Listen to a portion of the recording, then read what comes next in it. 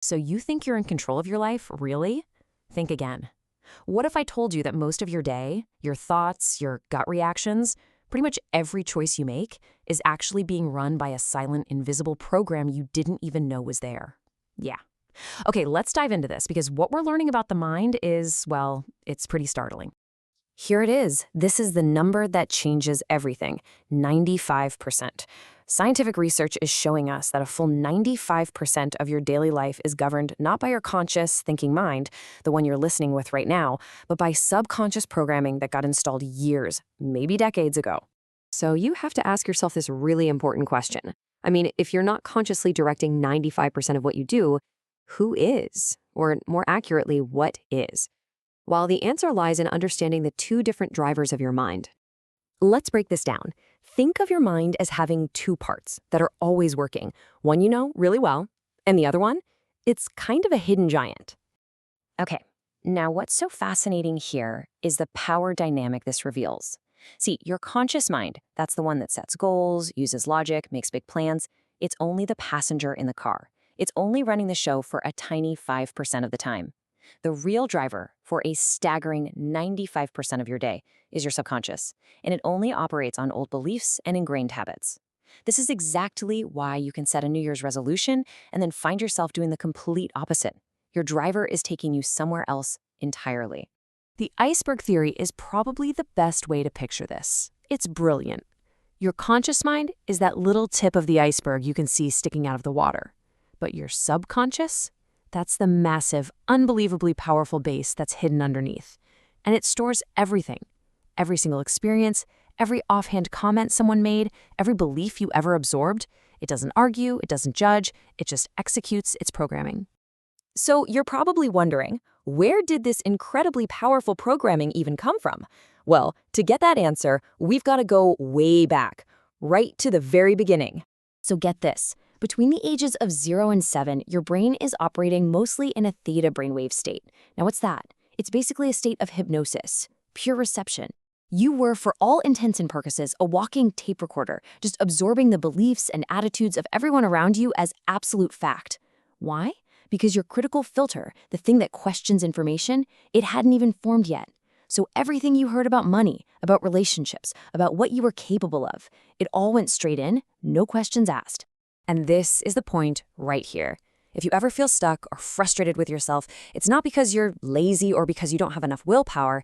It's because you are literally trying to build a modern 2026 life on top of old, outdated, maybe 1990s software.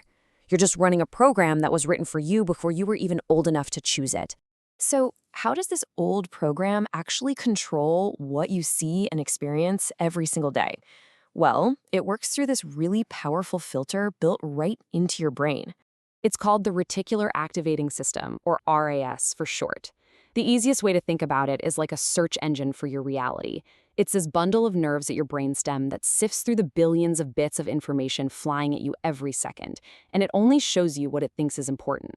And what does it think is important? You guessed it, whatever matches your core subconscious beliefs. Let's take an example.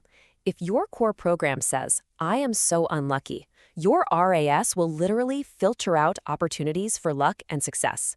It'll make you notice the one parking ticket you got while completely blinding you to the 5 empty parking spots right next to it. Your program doesn't just influence reality, it actively creates your perception of it. But here's the brilliant part. This is the good news. If we can change the program, we can change the reality. We can finally become the programmer. And that brings us to the solution, a simple protocol to rewrite the code.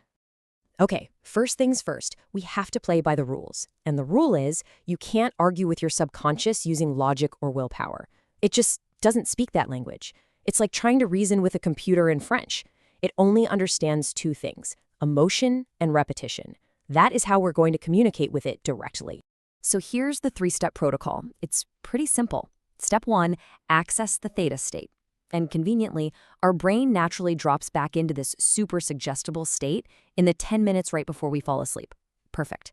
Step 2, use what I call 4K visual rehearsal. Don't just think about your goal. See it in high definition. Hear it, smell it, taste it, touch it. Make it absolutely real in your mind. And step 3, and this is the most critical part, you have to create an emotional anchor. You must feel the emotion of your goal as if it has already happened. Feel the joy, the gratitude, the relief. That feeling, that is the command. That's what reprograms the subconscious. When you start doing this, everything shifts.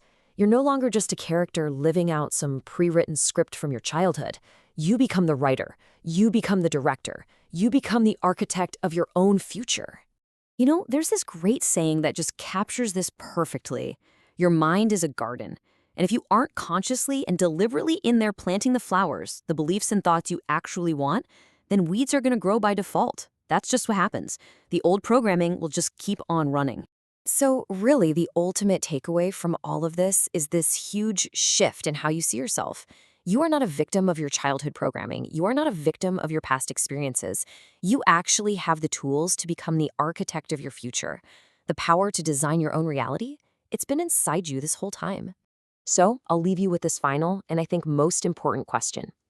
That 10-minute window before you fall asleep, that's your creative studio. That's your chance to install new software.